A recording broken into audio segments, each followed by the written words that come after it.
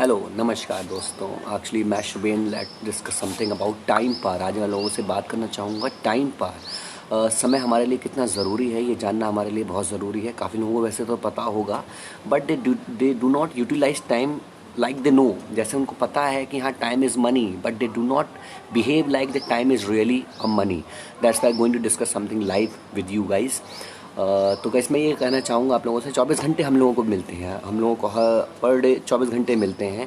कई लोग इस 24 घंटे के अंदर आबाद हो रहे हैं, कई लोग 24 घंटे के अंदर बर्बाद हो रहे हैं। लेकिन अब ये सोचिए कि हमको अगर 26 घंटे मिलने लगे तो जो बर्बाद हो रहे हैं क्या वो आबाद हो पाएंगे? गाइस, जो 24 घंटे में बर्बाद हो सकता है वो 26 घंटे में बर्बाद हो सकता है, और जो 24 घंटे में आबाद हो सकता है वो 24 घंटे में ही आबाद रहेगा। उसे 26 घंटे की आवश्यकता नहीं है।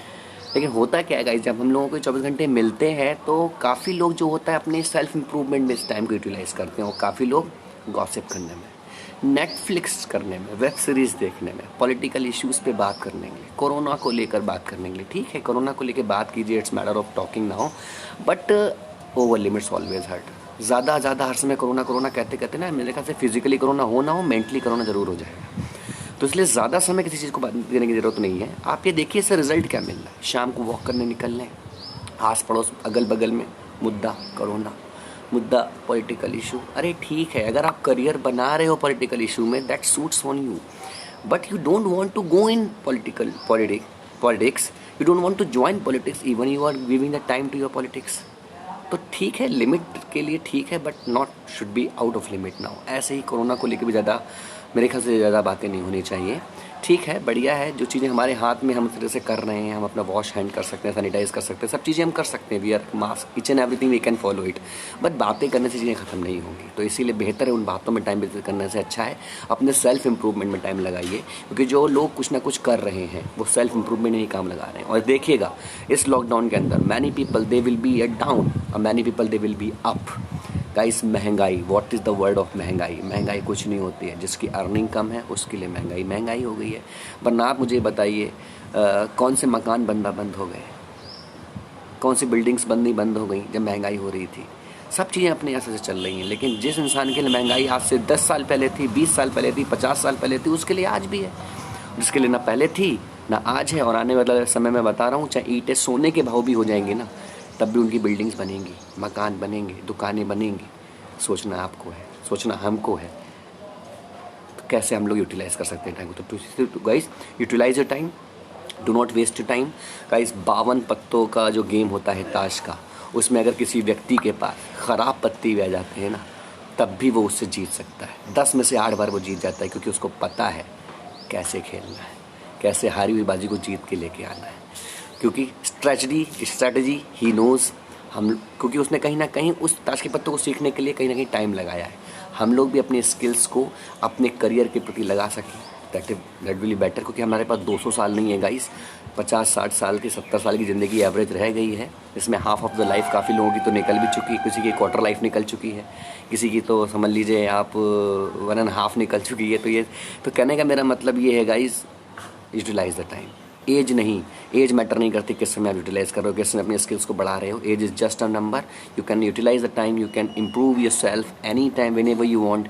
KFC का मालिक 67 साल में जगा था यार, तो उम्र भी मैटर नहीं करती। 16 साल का रितेश अग्रवाल ओयो बना के डाल दिया, उम्र मैटर नहीं करती। चाहे 30 के हो, चाहे 15 के हो, चाहे 50 के हो, चाहे 60 के हो, any time you can give anything to your country. अपने आप को ही बढ़ा सकते हो। अगर मैं आपसे ऑलरेडी डिस्कस करना ये चाहूँगा, मान लीजिए सपोज़ कीजिए आपके साथ में कभी ऊपर वाला आपके सपने में आके कह दे, या फिर कभी आपके सामने ऐसा मोमेंट हो जाए वो कि आपको एक वरदान मिल जाए कि मांगो बेटा क्या मांगना चाहते हो, और मांगने पर उन्होंने कहा कि मांग बेटा ऐसी कार मांग ले मेरे से। कार का एग्जाम्पल ले लेता हूँ बस मैं एक, कि ऐसी कार मांग लो मेरे से जिसमें दुनिया की सारी फैसिलिटी हो, full of facility, full of luxurious, each and everything you can get it. मैं तथास्तु बोल दूंगा और सब कुछ हमको अभी के भी मिल जाएगा। लेकिन शर्त एक है कि ये जो कार मांगना, ज़िंदगी में एक ही कार मांग पाओगे, आज के बाद दोबारा कार कभी लेना मत। तो मांगना तो ऐसी कार मांगो तो दोबारा कभी मांगनी ना पड़े दूसरी कार। तो आप सोचिए आप कैसी कार मांगेंगे, और मांगने के बाद जब आपको मिल जाएगी तो आपका कैसा ख्याल रखेंगे? Will you take care it, या विल यू गिव एनीबडी? किसी को भी आप वो कार दे देंगे चलाने के लिए? मेरे ख्याल से नहीं। बहुत एहतियात से रखेंगे उस कार को कि वो आपकी लाइफ की अनमोल कार होगी, दोबारा कभी मिलने वाली भी नहीं है। तो ये जो ज़िंदगी मिली है गाइस, ये जो माइंड मिला है, ये भी तो एक अनमोल है हमारे लिए। एक ही बार मिला है, क्या पता नेक्स्ट टाइम में, नेक्स्ट जन्म में हम क्या हों। तो यूटिलाइज़ इट।